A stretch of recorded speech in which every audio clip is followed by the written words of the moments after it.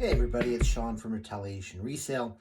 Linda, my editor, told me, hey, you got to make an introduction for this video because I started off just showing all these books in the car, and she's like, no, you can't do that. So the long and the short of it is I scour the internet, I scour Craigslist, Trash Nothing, all sorts of places.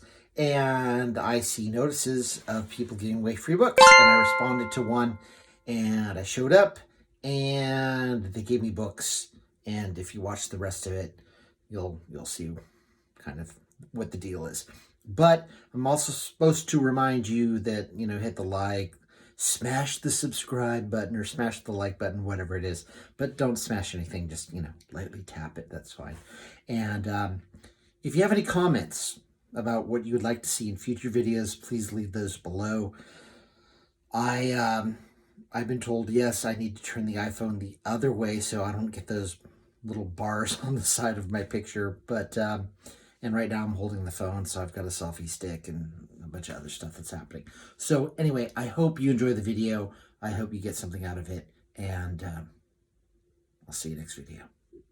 Okay, everybody, I live near the freeway, so I apologize for the bad sound. And you are getting a look at all these books in the back of my truck. Or trunk, sorry, not truck. This is a hatchback. But these are all books. I responded to an ad, and I'm going to open up the door here. And it was a bag of books. And when I responded, there's some DVDs in here too. Got the sealed bag. When I responded, they said, hey, I've got a bunch more. Do you want them? And I said, yes. So this is why it's always good just to say, hey, I will take all of your books. Because you never know what you're going to get. There might be 8 bad ones, but then they could end up giving you 30 more that are like, a gold mine. So let's do the tally. Hey everybody, it's Sean from Retaliation Resale, and it's time for the summary. I showed you the books that were in the bags, and I thought I would basically just summarize all the numbers. But before I do that, there's something I like to do, which is go over some interesting finds that I come across. I'm a book lover, I'm a bibliophile. I was an English major in college. Tried to write the Great American Novel, which turned out to be the Great American Novella, which turned out to be a really, really bad exercise on my part.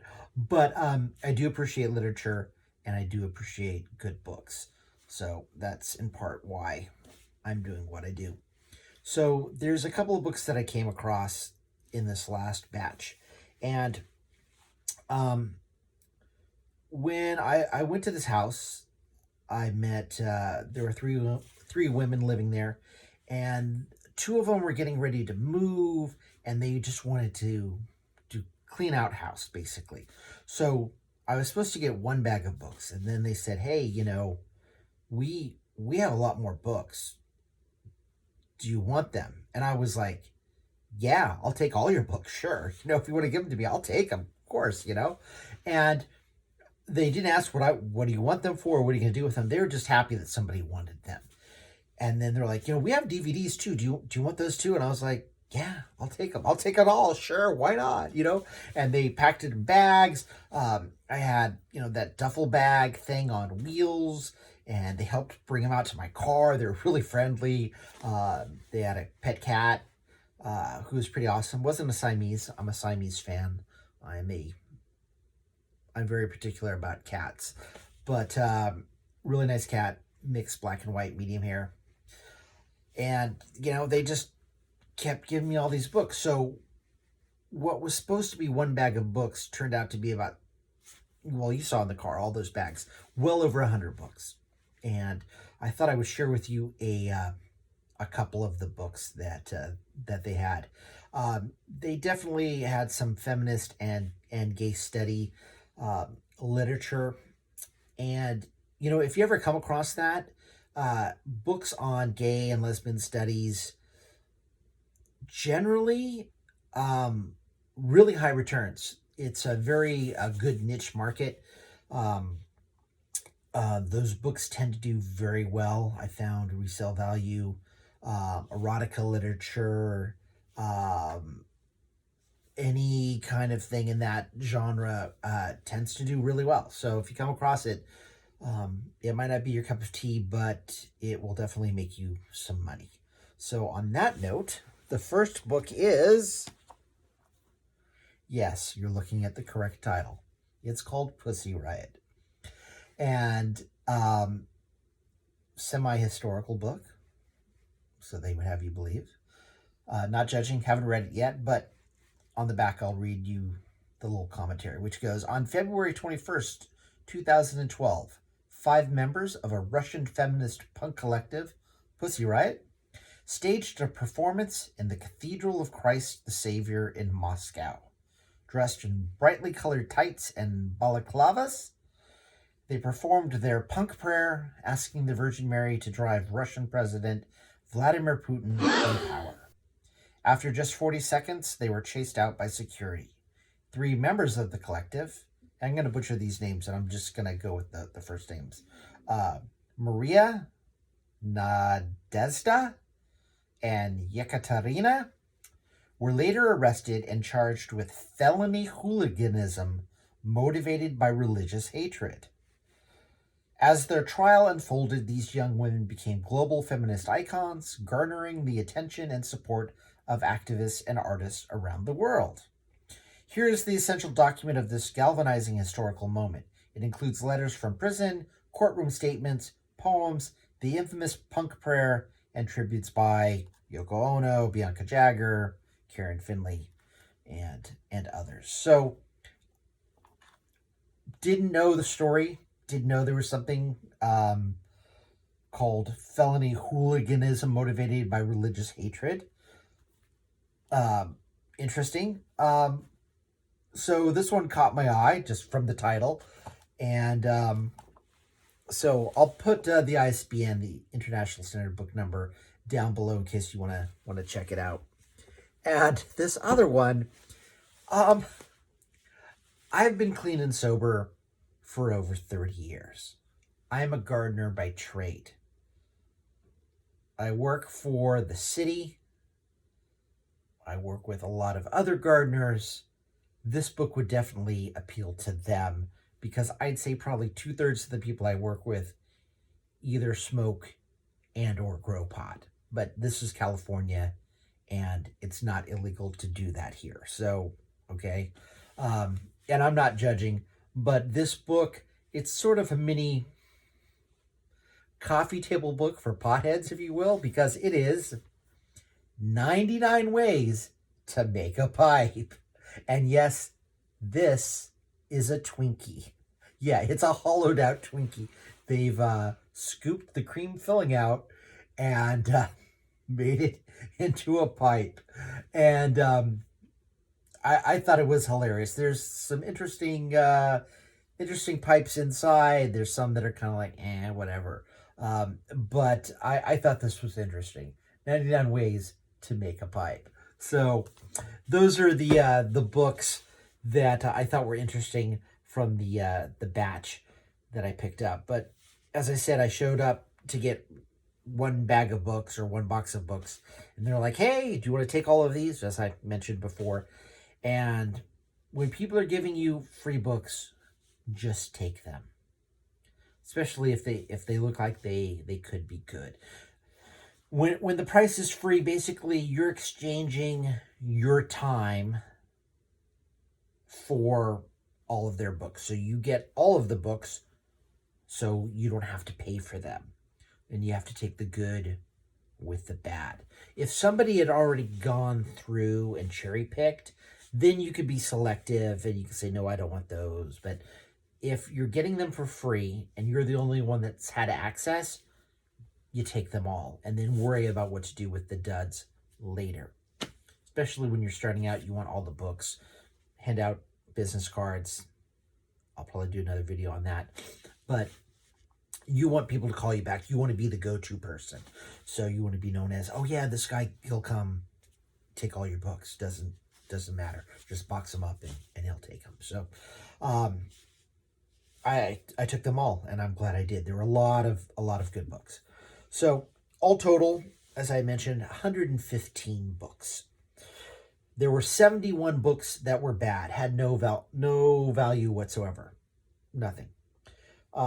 There were 30 books that were good that I could sell on Amazon. There were another 13 books that I could sell on the secondary market, excuse me, and they range from like 5 or 10 cents to maybe $1 or so. And I mentioned these last time as well. It's basically burrito money. You'll get enough to buy a burrito if you get your stack. Has to be a minimum of $7.50. That's usually a box, usually about 40 pounds. You send it in, you get a check, or they can PayPal you, either way. So there was one book that was restricted. It was a textbook worth $13.37. I'll have to use a reseller, and we'll split that. So I'll get, what is that, $6.50 and $668 roughly. Let's see. So the 30 books that are good, I don't count the 13 sellback books because that's just change. So basically, or maybe I did count them. Anyway, the percentage of good books was 27%. 27% is excellent. Anything over 5% is great. If you could double that and get 10, you're doing really, really well. And 27 is just, that's a quarter of the books. And I didn't even go through the DVDs and CDs yet, but there is some additional value there. If you're not ungated in CDs, you'll either have to sell them on the secondary market, or you'll have to go through a restricted bookseller. But you can get 15, 20 cents usually for CDs and DVDs, depending on the title. So some of the prices, I generally don't like to spout off what some of the prices are because